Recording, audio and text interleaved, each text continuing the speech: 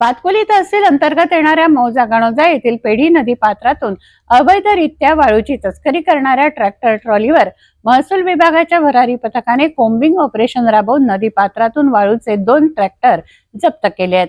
11 डिसेंबरच्या रात्री 9:30 वाजता ही कारवाई करण्यात आली आहे. गणोजा देवी पेढी नदी पात्रातून वाळूची तस्करी करणारे 2 ट्रॅक्टर जप्त करण्यात आले आहेत. महसूल व पोलीस विभागाच्या भरारी पथकाने ही संयुक्त कारवाई केली आहे. गणोजा येथे राहणाऱ्या पवन दादाराव वानखडे यांचा ट्रॅक्टर क्रमांक MH27BZ 8227 क्रमांकाच्या ट्रॅक्टर मधनं तसंच दुसरा कानफोडी येथील सय्यद मुस्ताक सय्यद अब्बास याच्या ट्रॅक्टर मधून वाळूची तस्करी होत होती.